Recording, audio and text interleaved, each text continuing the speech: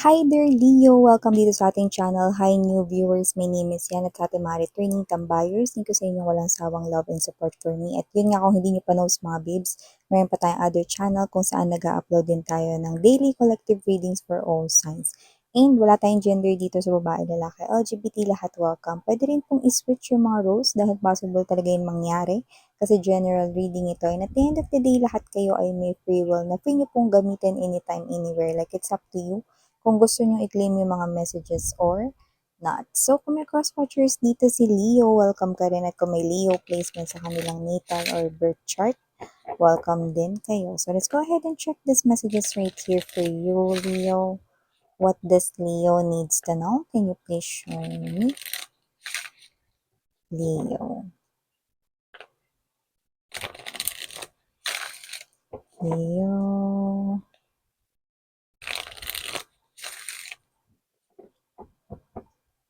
Okay, so let's go ahead and alamin ko ano yung mga messages dito. Thank you so much, Archangel Michael and the Angel Guide. So we have here, Leo, the Five of Swords. Nandito din for you guys, Three of Swords, but with Benda. Five of Wands, Six of Coins, Four of Swords, Five and three, four, five of Swords nandito. Six of Cups present din. Bottom of the deck, we have this. Ooh. Wow! Sinong gusto dito ng both love and pera? Ayan, no? Nakita natin dito, no? May love life ka na may pera ka pa. Kung ikaw ay single, meron kang love life dito, no? At may pera ka pa. At kung ikaw naman ay meron ng kakonect, no? Mas magiging wonderful pa daw ang inyong connection. Mas fiery, mas hot, mas makaka-receive ng warm attention coming from your person, no? Mas mafe-feel mo yung love niya for you. Mas magiging uh, stabilized, mas magiging maganda yung flow ng inyong connection, mas magiging matibay. Yan, yung pundasyon or foundation ng inyong connection. That is why this is appearing as a wish fulfillment. We have here the Nine of Cups energy. Kaya kung sino-sino man yung mga energies na makaka-resonate dito, nakita ko ng energy rito na hindi lang love life ang meron at magkakaroon kayo single man, no? At may ka-in relationship, no? Pera rin daw, guys, because with this Queen of Coins energy, you're gonna see your money na umaangat, no? You're gonna see your money ascending, no? Yung iba, pwedeng ito ay more na clients or magandang pasok ng mga customers sa iyong negosyo. Yung iba naman ay posibleng promotion sa iyong trabaho at yung iba naman ay posibleng kaunlaran rito sa inyong investments. So nakita ko rito no, na makikita mo yun like you're gonna see it right before your eyes, you're gonna witness your money growing, everything is in line dito sa yung favor when it comes to money. Very good. Check na check. Leo, kaya naman mga babes, I'm seeing you being happy at mas paglalaanan mo pa ng atensyon at oras ang trabaho mo na ito, mas mag-enjoy ka because you love what you are working for. Yan, na mas maganda no, na mahal mo yung trabaho mo at mas mamahalin mo pa kasi mas papasok daw ang pera. So, yun nakikita natin dito, Leo. So, maliban dyan sa napakagandang money and love, no, both na iyong makukuha, meron naman ditong energy na medyo hindi masyadong kagandahan ang energy, yan, no. So, nakikita ko rito na meron ditong energy, no, na actually, pwedeng wala na to sa isip mo, pero isa siya sa mga tinanggihan mo before. Pwedeng itong tao na to naligaw sa'yo, na nasaktan mo siya before, no? Hindi naman naging kayo, pero itong person na to, no, possible na nung time na umamin siya ng feelings sa'yo or nung time na lumapit siya sa'yo para sabihin gusto ka niya, pwedeng may iba kang gusto or pwedeng kayo ito, no, na may third uh, reference, no, na pumagitna sa inyo. Meaning to say, pwedeng nagkaroon dito, no, ng pwedeng rejection, kahit wala naman kayong person that time, no, pero pwedeng may ibang dahilan kung bakit, ah, ni-reject niyo 'no, yung offer niya, okey? At kung sino man siya rito mga babes 'no, kaya sinabi kong hindi kagandahan ng energy kasi okey na siya ngayon sa pain, pero may energy siya ng revenge 'no. Medyo hindi na siya nasasaktan 'no, dun sa parte na ano, kasi nga parang wala na yung love niya for you. Pero parang hindi niya matanggap yung parte na lang siguro na hindi mo man lang siya binigyan ng chance 'no. So, yung iba sa inyo hindi niyo na siya naiisip, likely wala na 'to sa isipan ninyo 'no. Hindi rin naman siya tumatak. Yun yung nakikita natin dito. Pero kung sino man siya 'no, parang ang gagawin niya rito pero parang walang effect ito sa inyo, walang mangyayari rin kasi parang yung energy ninyo, kung sakaling lalapit siya sa inyo, wai-wai 'no, meaning to say wala. Pero maganda na rin na walang epekto sa inyo kasi yung plano niya is babalik siya sa life ninyo, kung sino man 'yan magta-try siya ulit dito 'no, and may sinasabi siya rito 'no, na once na kayo ay kumagat dito 'no, papaibigin niya kayo ta's iiwan niya daw kayo. Pero nakakaloka 'no, hindi ko nga nakikitang makakalusot ito sa inyo this time. Kasi kung sino man siya na nakikita ko rito na parang kung hindi niyo siya type noon, eh, mas lalo ngayon. Yun nakikita natin dito. So, maliban diyan, Leo, nakakita rin tayo rito ng energy, no? Kung saan possible na yung mga childhood friends mo, college friends, high school friends, elementary, kindergarten, nursery, fetus friends, yan. O yung pinanganak kayo na nakatakda na kayo maging magkaibigan kasi kayo ay magkapitbahay. Kung sino-sino man yan, okey basta yung iba puwedeng mga kaklase mo noon-noon pa 'no, na mga kaibigan mo pa rin ngayon.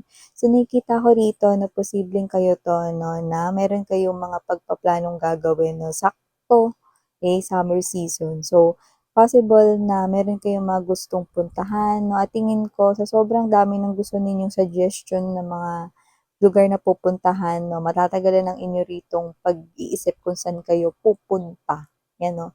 Yung iba bakasyon 'no, sa beach kasama yung mga kaibigan mo, pagpaplano 'to 'no. Matutuloy 'to pero ang nakikita ko lang dito mahihirapan kayo sa pagpili ng kung saan kayo pupunta. Kasi si ganito ganyan gusto dito, yung dalawa gusto dito 'no, ikaw puwedeng iba yung gusto mong puntahan 'no. So, dun ko kayo nakikitang matatagalan 'no, kung saan kayo mag-uusap pero matutuloy 'no. Meron tayo ditong springtime, summer season na nakikita, okey? So, puwedeng yan ay may kinalaman sa landscapes, sceneries, beach, mga ganyan, falls 'no or baka camping ite, yan 'no.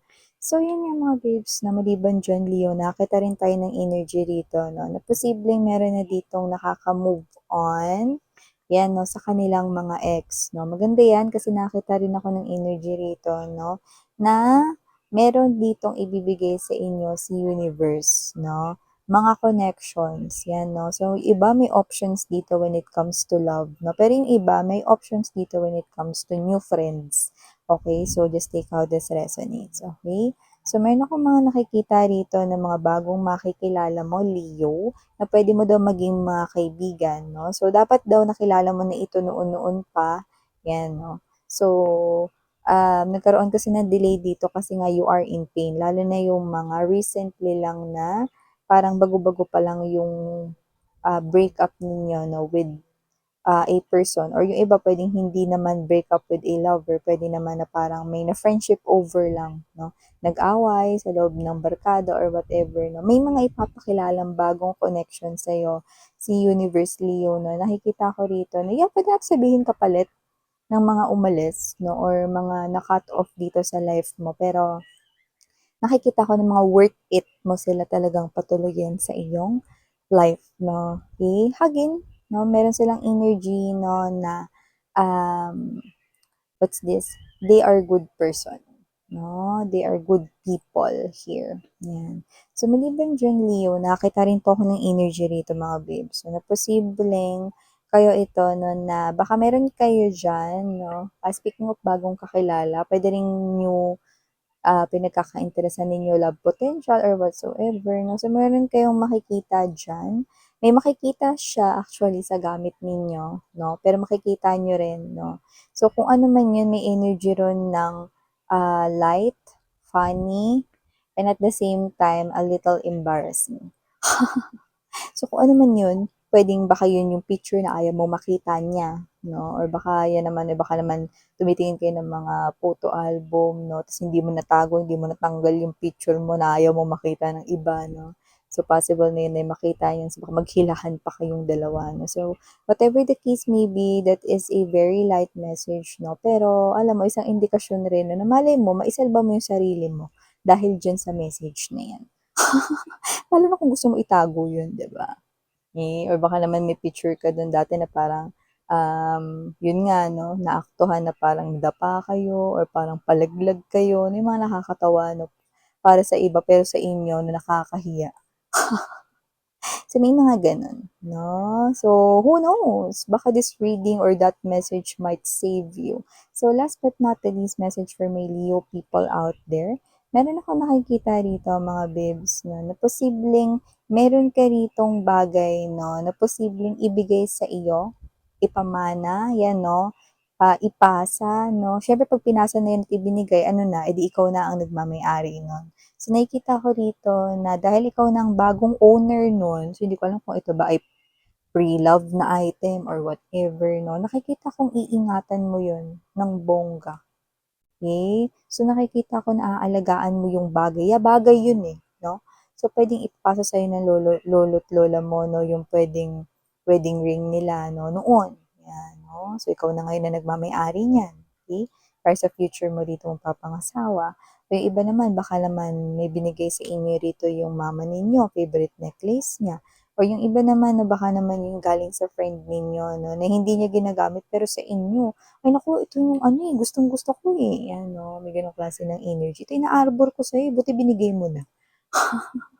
So, may gano'ng klase ng energy. So, yung mga babes, ito yung mga messages right here for you, Leo. Thank you so much. Again, I'm Yuriana on Ni Sarang Love and Light. Ano